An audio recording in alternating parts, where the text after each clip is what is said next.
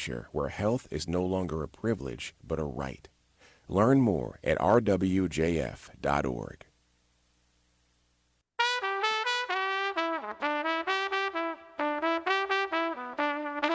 This is Charlotte Talks. I'm Mike Collins. E-bikes are becoming more common on Charlotte streets and sidewalks, and as their popularity rises, concerns are also rising about safety. Last year, people took about 150 million trips on e-bikes and e-scooters nationwide. Just the year before, in 2024, e-bikes were associated with over 59,000 emergency department visits in the United States, which is why on Monday, Charlotte City Council's Safety Committee took up the topic. Dante Anderson chairs that committee. I received plenty of emails regarding this topic, and there's just an anticipation from some community members that it's just a matter of time before a young person in particular gets hurt. The concerns revolve around the weight and speed of these vehicles, the lack of regulation, the judgment of some of their younger riders, and one more thing.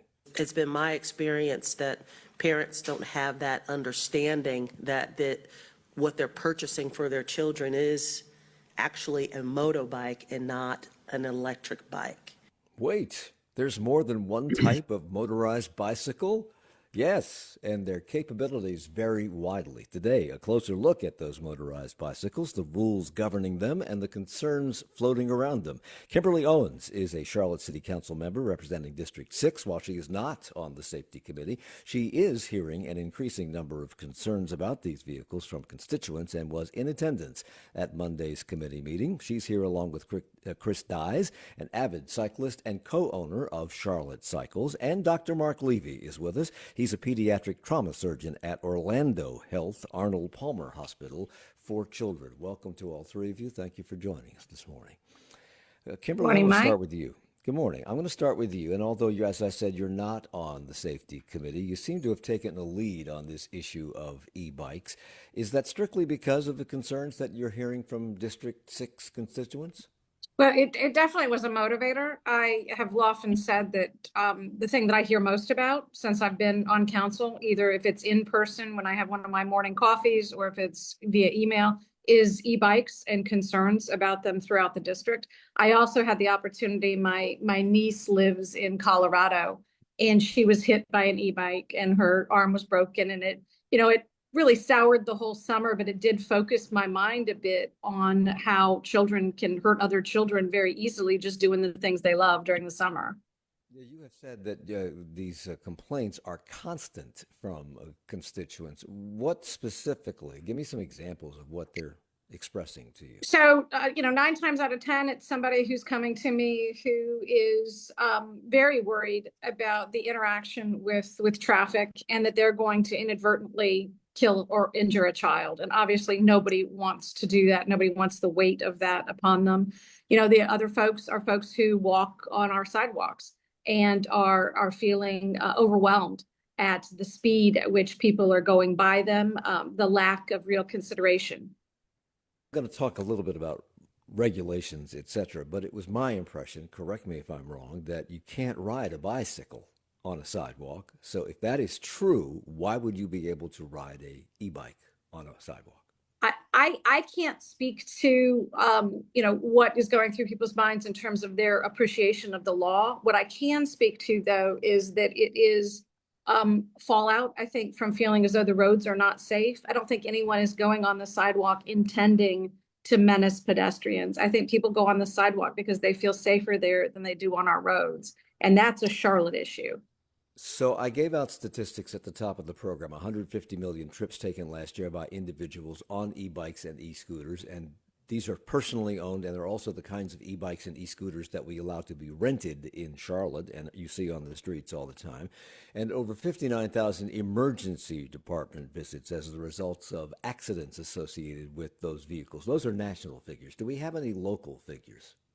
I've asked for local figures. I'm sure Sustain Charlotte and some of the groups likely keep a better tab on that. I think some of the inability to really point to valid statistics is the issue that you addressed at the top of the hour, which is there are so many different types of e-bikes that even our police reports, when someone gets into an accident, oftentimes that police report, you really have to dig into the narrative to even discern whether it was an electric assist bike or what sort of bike it was.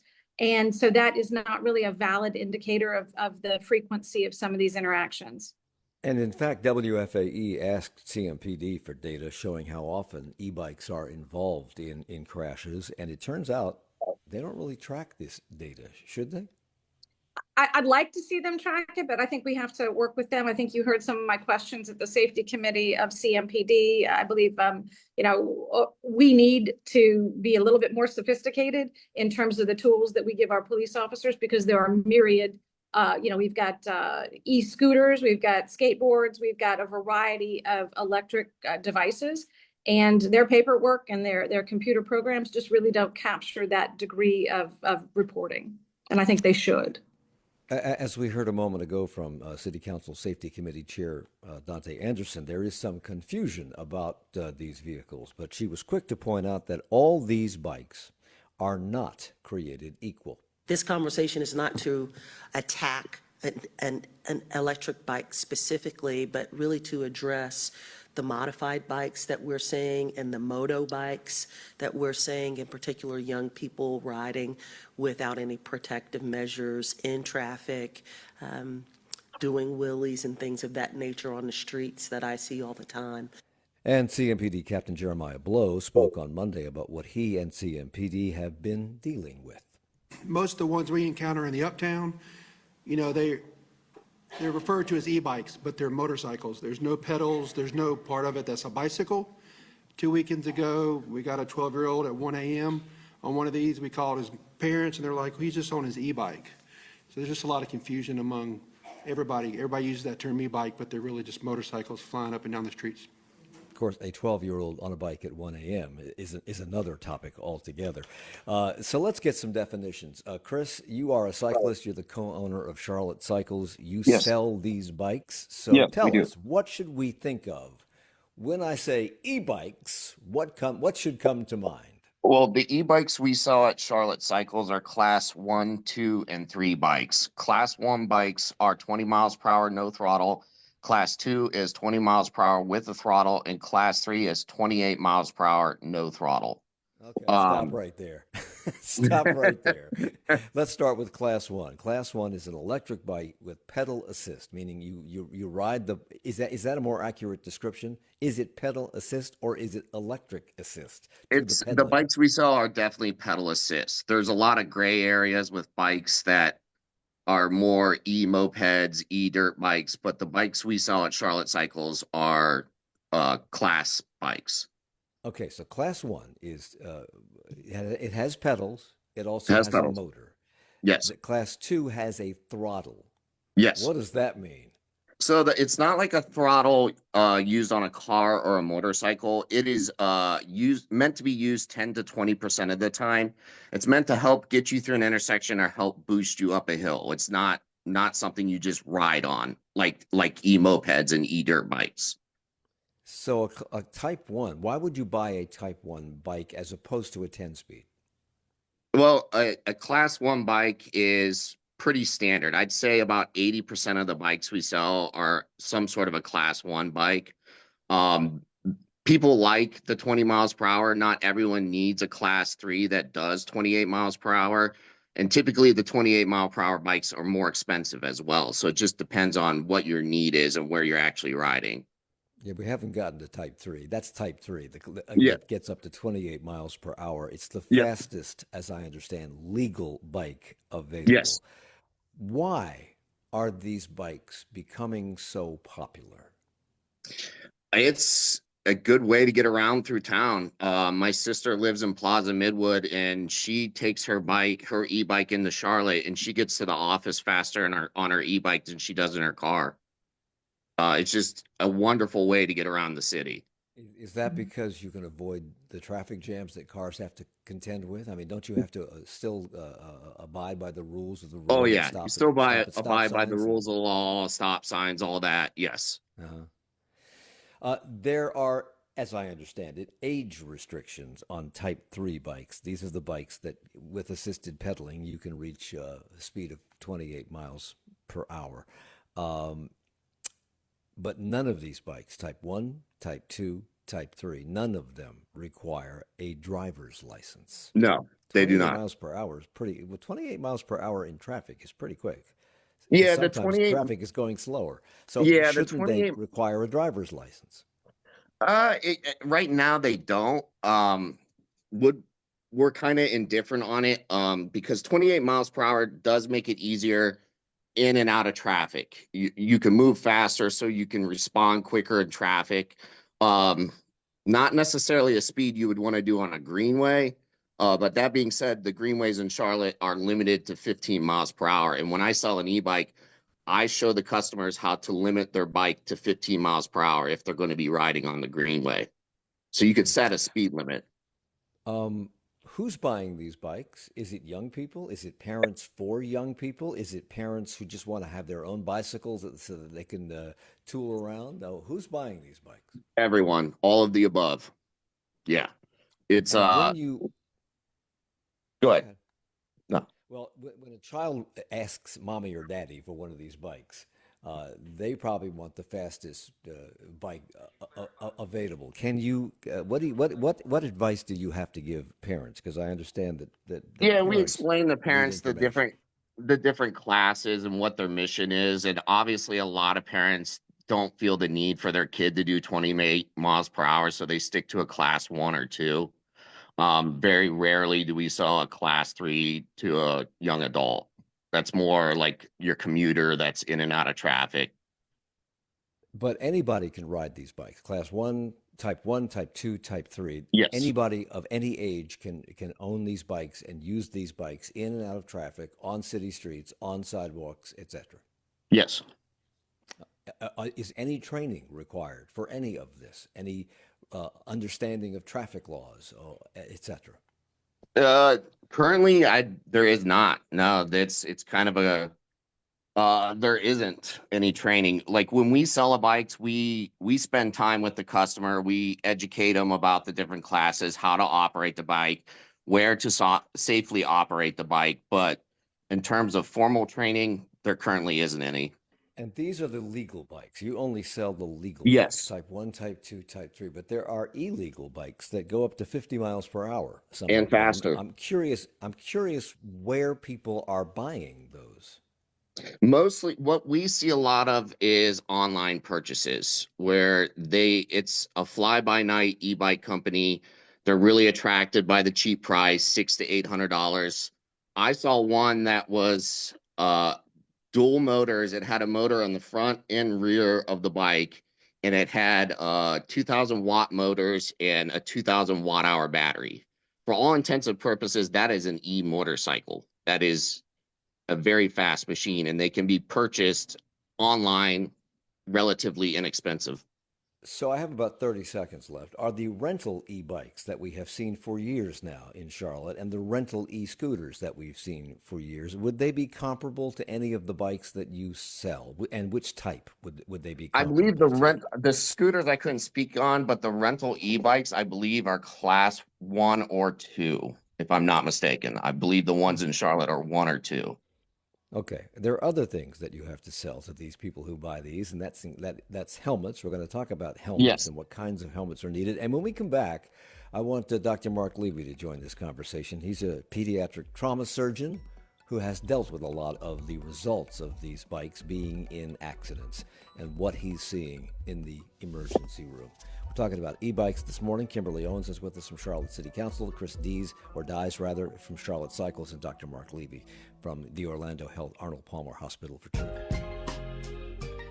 It's 9:20. Coming up on the next Charlotte Talks, thousands of students return for the first day of school in South Carolina, and that includes those at Flint Mill Elementary near the controversial Silfab solar manufacturing plant. Concerns have grown over chemical leaks, and we get an update on where all that stands. Plus, a closer look at an invasive species discovered in Matthews, the bee-killing yellow-legged hornet. That's tomorrow morning at 9 right here on WFAE. If you've looked at your grocery receipt lately and thought, I just spent how much? You're not alone. Americans are feeling the pinch as grocery prices see their biggest spike in 50 years. Some are dipping into their savings or going into credit card debt to put food on the table. Grocery sticker shock. Next time on 1A. And you can tune into 1A coming up this morning at 10 o'clock right here on 90.7 WFAE. We're Clara, David, Noor, and Demi. And this summer, we were interns at WFAE. we reported stories, interviewed people. And learned what it takes to serve a community. One of our stories was even picked up by NPR. And at Charlotte Talks, I saw how one conversation can help people better understand their city. Now we're heading back to school. With new skills New confidence. and more stories to tell. Journalism is still in good hands. Thanks from WFAE. It's Charlotte Talks on Listener Funded, 90.7 WFAE and WFHE. I'm Mike Collins. We're talking about the proliferation of e-bikes here and around the country. These are electronically assisted bicycles that people are buying and scooters that people are using. We have our own rental e-scooters and e-bike system here in Charlotte. These are individually owned, and they've come to the attention of the Charlotte City Council Safety Committee because there are very few regulations governing these, and people are misusing and hurting themselves and others in the process. Kimberly Owens is on City Council District 6. She's with us this morning along with Chris Dyes, who sells these vehicles at Charlotte Cycles. And Dr. Marc Levy will join us in just a moment. He's a pediatric trauma surgeon. We're going to talk about some of the injuries that these bicycles can sometimes result in. We talked a moment ago, Chris, very briefly about illegal bikes. You do Yes. not sell these. Most legitimate dealers don't, but they are being bought by people online and elsewhere. Do people know when they're buying these illegal bikes that they're buying an illegal bike? Most times they do not. They don't know until they bring it in to us, and we're like, this is not an e-bicycle. We try to educate people as we go. But no, a lot of times they have no idea. They just think it's an e-bike. And he talked, Kimberly, a moment ago, Chris talked about educating the buyers of these bicycles about the rules of the road and how they should use them. But just ordinary bicyclists, I see them breaking the law all the time, running through stop signs, riding three abreast on a road that has a bike lane, and yet you can't get around them because there are two or three of them taking up the road space. Clearly, they don't understand the rules of the road. And when you put a motor on a bicycle like this, what do you hope for in terms of better regulation?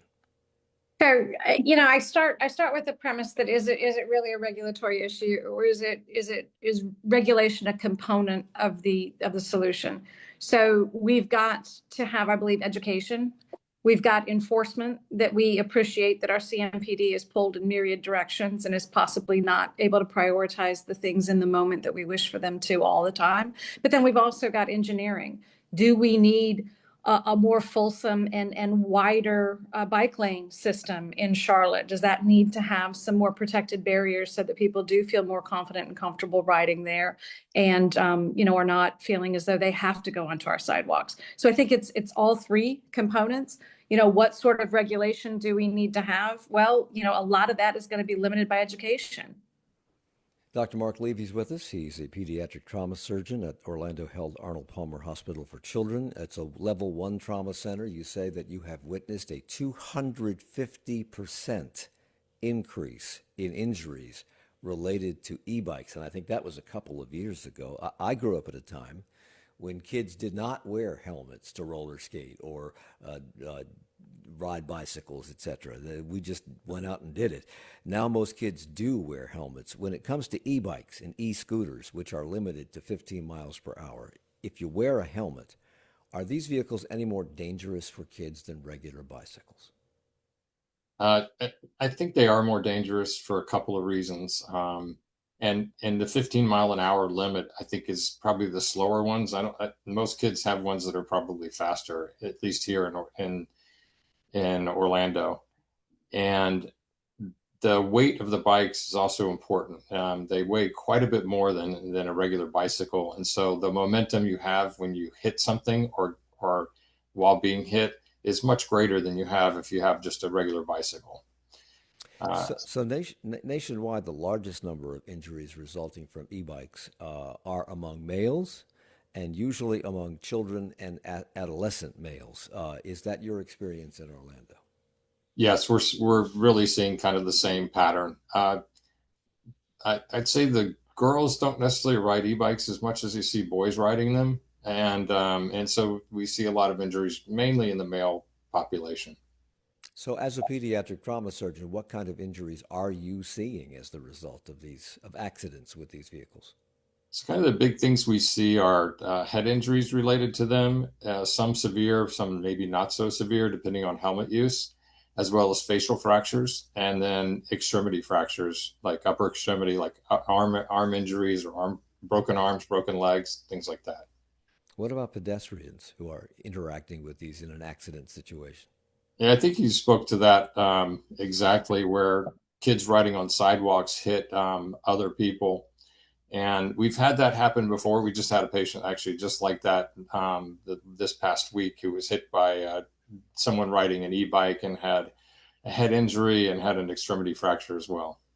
So I read yesterday, and I'm not sure where I read it, that the riders of e-scooters who have accidents generally have a greater number of head injuries than riders of e-bikes, whose injuries are generally lower in the body and are associated more with bone fractures and things like that. Has that been your experience?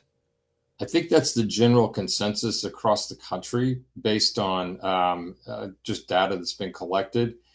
For us, a lot of our injuries are mainly by e-bikes rather than e-scooters, and I'd say the e-scooters are limited to maybe the little bit older population when they ride them downtown for when they get the rental ones and they're drinking at night and so forth. So those end up going to the adult trauma center, which is across the street from us. I see motorcyclists on the interstate wearing shorts and t-shirts all the time. And that just strikes me as being extremely risky, because if you have an accident, you're going to tear that skin and muscle off your bones really quickly at 65 miles an hour or faster. At what speed, since these e-bikes can go up to, the legal ones can go up to 28 miles per hour and the illegal ones go up much faster, at what speed should you really be wearing long sleeves and long pants to protect yourself from injury? That's a good question. I don't have a definite answer for that. I know motorcycle riders, if you ever take a motorcycle riding course, one of the things they talk about is you're always wearing long pants, jeans, and a long sleeve shirt or something leather to protect you based on the speed. There's nothing that I know of that is recommended that says, oh, at this speed, you should be wearing long pants, long sleeve shirt. Certainly the injuries are worse the faster you go, and the road rash you get related to it is definitely related to some of that. You may have just answered my next question, because Truveta, which is a health data company that aggregates electronic health records from U.S. health systems around the country, grouped injuries into body regions, injuries from these vehicles into body regions. Most were in the upper body, including the head and neck, but the lower body was certainly not immune, and they categorized those injuries in every category, from superficial to fractures to traumatic brain injuries and internal organ injuries. Would any of these injuries be more serious on an e-bike, a legal e-bike, than they would be on a regular bicycle? Well, I think when we talk about the speed, I think it's the main thing. And I think when we talk about the 10 to 15 mile an hour e-bikes, I mean, what we see here, I think is much faster, is the 20 to 28 mile an hour ones. And based on that speed, I think we see injuries that are much worse. Since your entire body is exposed while riding a bicycle of any kind, whether it's electronically powered or pedal powered, why do head and neck injuries account for the largest number of those injuries? And are you finding that to be the case in your practice? So we do see quite a bit of head injuries and facial fractures. Maybe not as many neck injuries as others may have seen. I think part of it is helmet use. You talk about like people using helmets. Most of the time when I see kids with e-bikes, not all the time, but some of the times, they have the helmet on the handlebar, they have them on their backpack, they have them anywhere but on their head. And so that's one of the problems. The other problem is the faster they go, then it becomes the issue of what type of helmet do you use. And there are classes of helmets that go up from the bicycle class of helmet. There's class 1, class 2, class 3, and it goes up. But as you increase in classes, then you end up with one that has actually facial protection, like they have kids who ride motocross bikes and things like that. And that I think that's part of the reason why we're seeing more facial fractures, is because of that lack of protection from that. Chris, NPR reported a couple of years ago in 2024 that helmet use was decreasing 5.6% every year. You're in the business when you sell a bike, whether it's a pedal bike or whether it's an e-bike, do people generally purchase a helmet to go along with it? 9 times out of 10, yes. There's still the older generation, and even I'm a part of that, where we grew up not wearing helmets, right, and skiing, bicycling, all that. But yeah, a lot of people buy a helmet when they purchase an e-bike. 9 out of 10, I would Are say. they buying the right kind of helmet? I'm sure that you try to steer them to the right helmet for the bicycle they're buying. But I would imagine that the more protective helmets are the more expensive helmets. Do you get friction or resistance to that? In other words, they're looking at you as upselling them. A little bit, but then a lot of customers eventually wise up and understand it's their head, and don't skimp on a helmet. It's the one thing that can immediately make you safer. Kimberly, are there laws or municipal regulations requiring bicyclists or riders of e-bikes or e-scooters to wear helmets? Yes, a great question. I do not know the answer to that. I'm assuming Chris may know. I know with motorcycles that we've had some uptake of legislation that mandates helmet wearing, and I know that there's opposition to that from people, such as my father, who was a devout motorcycle rider and thought that it was overreach by the government to tell him to put on a helmet. So I'm assuming that there's similar patterns of compliance and non-compliance. Chris, do you know if we have a mandate? It was a slide you guys put up yesterday at the meeting, Okay. but it says 16 years and younger has to wear a helmet. Okay, so it's age restricted. So It's age restrictive, yeah. We have this conversation about governmental overreach when it comes to seatbelts. We've had it when it's come to wearing masks in public during the COVID pandemic, Doctor. And that leads us to this question, because it seems to be we're moving toward a time in this country when it's about me, not about anybody else. It's about me and my rights. Your rights be damned, as long as I have my rights. Only about 44% of injured e-bike riders were found to be wearing helmets at the time of the accident. And another pediatric surgeon, Dr. Laura Goodman at the Children's Hospital of Orange County, calls this a really significant public health problem. Do you agree with that? I do. I think the use of these e-bikes and e-scooters, or they call them micro-mobility vehicles, has become much more common. And the number that is growing, I say it's doubling every year here. Some places are getting even more than that, and becoming almost like a ubiquitous problem with this. And it's not something that we have a real handle on. This is something that the American College of Surgeons Committee on Trauma is looking into pretty significantly, based on there really is no good answer. It's a multifaceted problem that involves not following traffic safety patterns, not wearing helmets, speeds that are too fast, riding on streets, riding on sidewalks. There's not really even a place that you can ride them. There's not a designated place for that type of vehicle. During COVID, we were encouraged to wear masks, whether you politically believe that or being accurate or not, not just to protect ourselves, but to protect others around us. And the same is true of vaccines. You get the measles vaccine to protect your child, but also to protect other children who may not be able to be immunized because of an underlying condition. And people don't seem to care about that anymore. It's all about me. What makes this a public health issue? If I don't wear a helmet and I have an accident and I have a traumatic brain injury, who am I hurting other than myself? Well, you're hurting the whole entire medical system, because it puts a burden on that. And then the long-term problems related to head injuries that need long-term rehab, they can be lifelong. And in kids, if you start a lifelong problem in kids, that can go many years, 30, 40, 50 years, and so forth. So it is a major stress on our medical system. Are the kinds of helmets that you see young people wearing, or that come into your trauma unit having worn, when they have worn a helmet and they're still injured, are they sufficient? Are they using the right helmet for the bike they own?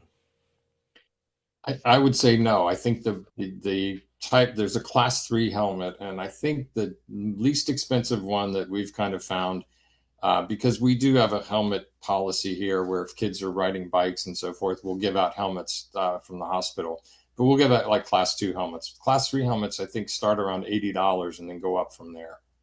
And those are the ones that are recognized and used for these e-bikes that go 28 miles an hour. So, Chris, I see bicyclists, pedal bicyclists, wearing these helmets they look like turtle shells, and they have holes all through them, and they look like alien turtle shells. They're for bicycles. They are not for bicycles that go 28 miles an hour or faster, correct? I used to race bicycles. I used to race road bikes, and a lot of times we would do over 28 miles per hour, and we would still wear a bicycle helmet. Wise. Being an older, wiser man, I'd like to think not, maybe. There's got to be a better way. Well, Dr. Levy, what's your advice on that? I mean, I don't know if you know all the technical ins and outs or the names of these helmets, but what's the difference between the helmet I just referenced and what people should be wearing for a faster, more powerful e-bike? Yeah. I mean, I'm a cyclist as well, and used to not race, but still ride with groups at those speeds. And yes, I did wear just the regular type of helmet that everybody else wore, because most of the times our speeds were in the lower 20s, I would say. But I don't think people are really aware of the class difference in helmets. I think that's something that maybe Chris might know because he's a bicycle shop owner, and I might know because I'm part of at least the medical system. But I don't think the general population know about that. Chris? Yeah, I don't think they do either. I also come from a motorcycle background, and if I was personally going to get an e-moped or an e-motorcycle, I would get a motorcycle helmet or like a dirt bike helmet, because I have a friend that has a Sur-Ron, and it will do 70 miles per hour up a hill. And at that point, you need some sort of motorcycle gear. Do you tell people who buy these helmets and these bicycles? I have told them, yeah, people that bring illegal bikes in that are capable of doing 50, 60 miles per hour, I tell them you really should be on a motorcycle helmet or in a motorcycle helmet. So it's all about education. It's all about regulation, it would seem to me. And it's also about enforcement. And Kimberly, you mentioned earlier that perhaps these rules of the road for bicyclists and e-bike riders are not being enforced because CMPD has their hands full with other things. But that came up at the City Council meeting on Monday night, and we'll talk about that and more when we come back in a moment. Kimberly Owens joins us from Charlotte City Council District 6. Chris Dyes owns Charlotte Cyclist, and Dr. Marc Levy is a pediatric trauma surgeon at Orlando Health Arnold Palmer Hospital for Children. It's Charlotte Talks on WFAE.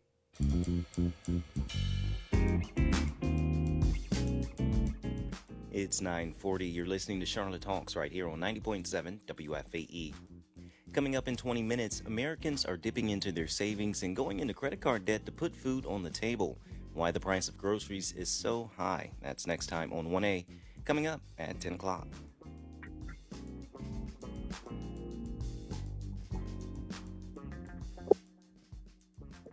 Hey, it's Glenn Washington from Snap Judgment. When's the last time you even turned your car on? So, Chris, can you hear me? The other yes. one, the one sitting So, in your driveway, do the covered in bicycle leaves, pollen and dog hair. helmets Don't just let it are sit the there are the in same the classes donate aligned with the to class of WFAE bike instead. in terms No, of not at all. and turn So your basically, gift into the programs bike you helmets love. are pretty It's generic. easy. They're all Because it's rated to the free same and you crash may even qualify standards. for tax deduction. Visit It's really, once you're doing 30 plus WFAE.org/cars miles per hour, to get you started. really should buy a dirt bike or a Charlotte's motorcycle strength helmet, lies in my the opinion. stories that often go I unheard. have recommended that Equilibrium brings to you the voices several shaping our customers that had community, from e-motorcycles immigrants that building were new lives to faster the moving. diverse experiences that make But Charlotte home. like Dr. Levy said he used to ride bikes. We just rode regular bike helmets. I raced in regular bike helmets.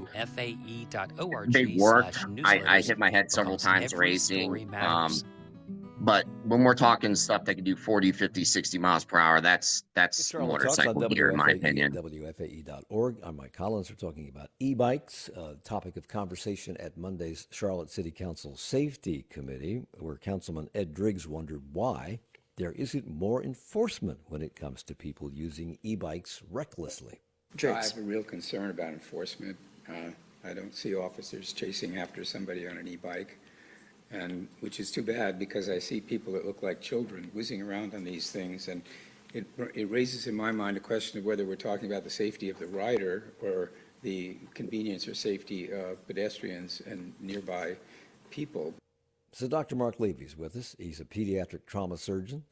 How many of the people being injured that you treat are pedestrians or drivers of cars as opposed to just e-bike riders who've had an accident with an e-bike or e-scooter? I'd say the majority of what we see are actually the riders themselves, and whether they crash for different reasons or are hit by cars. Pedestrians, occasionally we see those because they can be adult pedestrians to go to adult trauma centers, so we might not see that group. And then the drivers of cars, they would also go to our adult trauma center. So really we're just seeing the pediatric population related to it. Kimberly, one of the concerns is the reckless behavior being engaged in by some, not all, e-bike riders, doing wheelies and weaving in and out of traffic on streets and in and out of pedestrians on sidewalks. Is the problem the vehicle or the rider? In other words, can't you be just as reckless on a 10-speed? No, I think that's true. I mean, I think all of us experienced childhoods where we had access, at various stages of our lives to poor decision making. It's part of childhood. It's just the stress that I hear out of residents in District 6, particularly when school's in session and in areas, around where Myers Park and Selwyn and all those schools are sort of clustered, where at the end of a school day, you'll have a lot of folks just hit the roads. And they're not all making good decisions. They're not all even sophisticated enough to know what good decisions look like. I mean, I'd like to think that somebody knows a wheelie in the middle of an intersection is a bad choice, but I don't know that a lot of these kids know that they're supposed to stop at stoplights. I don't know that they, have a sense for what is expected of them as they share the road. We had a lot of conversations on this program when the e-bikes and particularly the e-scooters first began to be seen on Charlotte city streets. This is years ago, maybe 5, 6, 7, 8 years ago. And there was much gnashing of teeth about the potential for danger of pedestrians and the danger of particularly the scooter riders. Has that proven to be a valid concern? Who are you asking? You asking me? You, yes, yeah. So I often talk about the 5-block commute that I have between my two offices because I practice law uptown as well. And in that 5 blocks, I will have scooters whizzing past me, and you do somewhat appreciate the fact that they're on the sidewalk, even though it clearly says do not ride on the sidewalk. They don't feel safe on the roads. And I think, again, to the point that was raised by Dr. Levy, I think that we are looking at the potential for some additional thoughtfulness around how we design our roads so that we do have roads that are safe for all commuters and are welcoming to all commuters, but also leave people who are just, old lady pedestrians like me walking on the street who leave us safe to use sidewalks. Dr. Levy, the city of Orlando, where you live, is also in the midst of a debate, as I understand it, about these vehicles. Where are they in the process? Have they come up with anything that perhaps Charlotte can use as a guideline? Well, I can tell you about 2 or 3 days ago, Orange County Public Schools banned e-scooters and e-bicycles for riders who do not have learner's permits or driver's license. So that takes away from any kid who's under 15 years old here. Now, I'm not sure how they're going to enforce that, but that's what they just said for the public schools. And we have a listener comment from Tina via email who lives in Richmond County, and she says she knows that people here in Richmond County, Kimberly, use these bikes when they have lost their driver's license due to drunk driving. Should there be laws prohibiting this for higher speed bikes? I mean, you're just trading one vehicle for another, and you've had your license suspended for driving a motor vehicle. Yeah, I mean, we've seen that since, the beginning of strong enforcement of DWI rules decades ago, where people do convert to a moped. There were, I'm sure, jokes made about why somebody was on a moped on the side of the road, that they must have, lost their license to DWI. Whether that's true or not, still people need to be able to move through our society and get to and from jobs. So I don't know that I want to demonize that as being, something that needs stronger regulation. Chris, there are pedal bicycles of all stripes. There are these e-bikes. There are mopeds. There are motorcycles. Yes. What's the difference between the fastest e-bike and a moped? A lot. The mopeds don't normally look like a bicycle. They do have pedals, but the pedals are more or less there for show or to fall into a certain category. And then there's the e-dirt bikes, which some of them are 80 horsepower that can do 100 miles per hour, which is dangerous. Yeah. I'd say. So this is one area where the General Assembly in North Carolina has actually allowed municipalities to make their own regulations. That is not often the case. Charlotte and other cities and towns in the state have explicit authority to, quote, regulate the use of public streets, sidewalks, alleys, bridges, and other ways, so public passage. And e-bikes are defined as vehicles. They are subject to the same rules as motorists. That's all from the state. This sounds like a problem in need of education and enforcement. Kimberly, you appear to already have all the tools, the city of Charlotte, in your toolkit to regulate this. Am I wrong? You grace us with a greater degree of power that I think that we feel that we have with respect to particularly some of the licensure issues.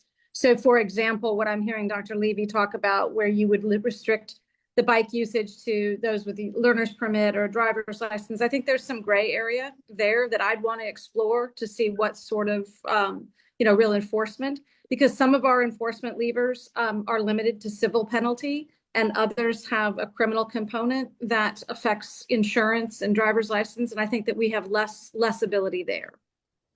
Mark, since you see this as a pediatric surgeon, what would your recommendation be with regard to who should ride these, who should buy these, how fast they can go, what the regulations surrounding who can ride them and drive them would be? What would your recommendation be?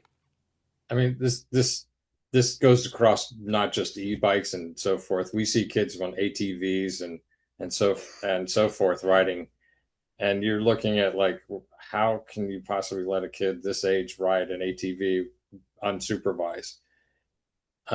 I kind of think that there's an age around the age of 12 to 13 that kids maybe have a little bit more sense, but they're boys, so boys don't really have that much sense in general. But I think if you can, that seems to be a lifelong problem. I know.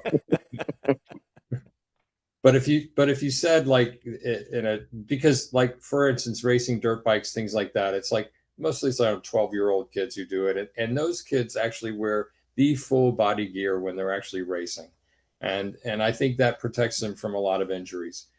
I think there's an age there that can possibly do it. But again, you got to limit what type of e-bike they're riding, because if you're riding one, a 12-year-old is riding one that goes 28 miles an hour, and then they do some manipulation and make it go 50 miles an hour, then you have a real danger on your hand.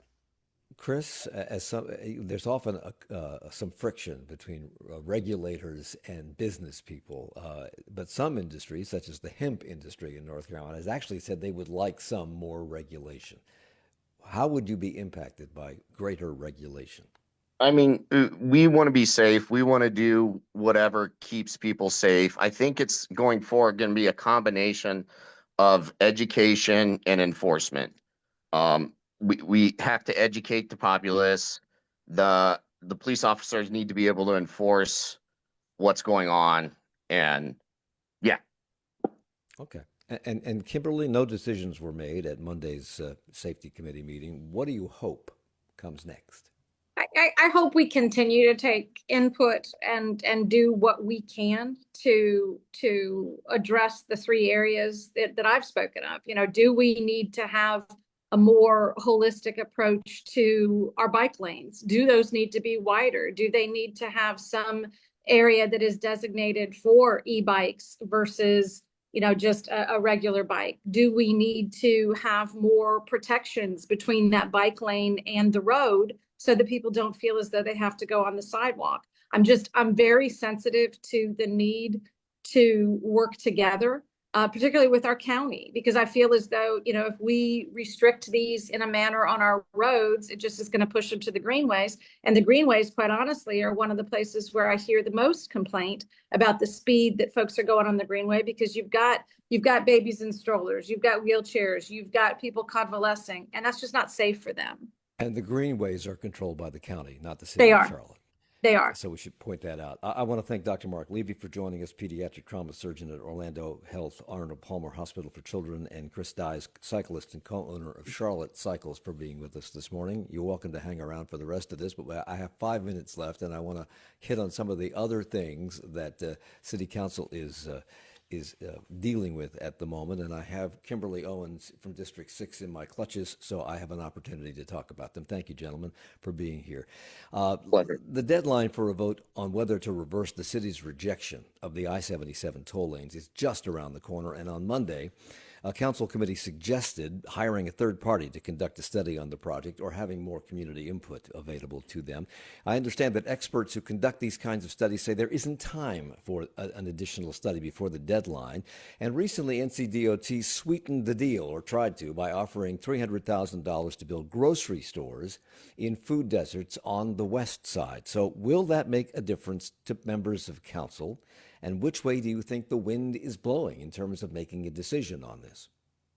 Well, that's a whole lot of tea leaf reading that I don't know that I'm skilled enough to answer. I know how I feel about the issue. You know, I had wanted us to stay at the table. I am always going to be in favor of a negotiated outcome where each of the parties are perhaps a little bit unhappy, but no one is truly as harmed as I think the original plans looked as though certain communities were going to be harmed.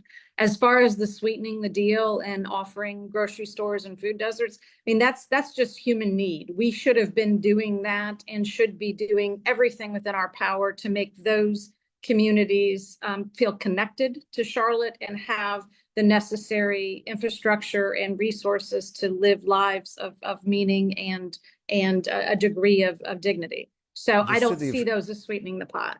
The city of Charlotte holds most of the cards on this decision. They're a member of CARTPO, the Charlotte Area Regional Transportation Organization, but they have the most votes on that body. And if they say we're sticking with our decision not to support these toll lanes, there is the risk that you'll have to pay back your portion of the $60 million that has already been spent on this project. I don't know how much money that would be, but it would be a lot. Is the city council and is the city prepared to do that?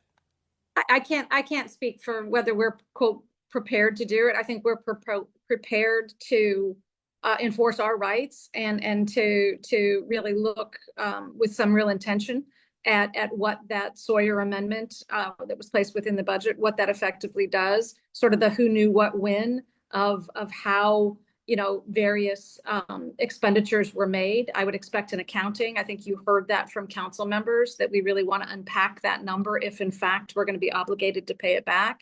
You know, dating back to 2024, you know, I can appreciate that some monies have been expended, but also there's been some learnings that have been had. That is not all for naught. We have a much greater appreciation now than we did previously of what some of the challenges are of that corridor.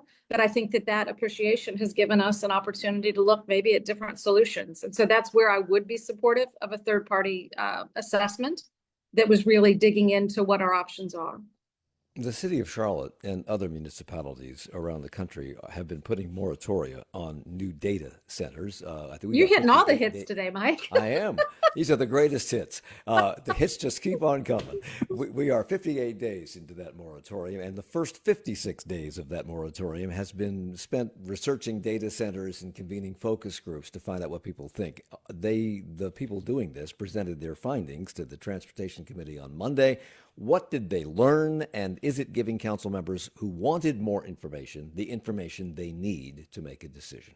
Well, I was one of the council members who definitely wanted more information because I was very sensitive to the interplay of some statutory restrictions on our downzoning ability and what it would do with our UDO that already defined by right locations for these data centers. And I wanted to have some greater appreciation for that.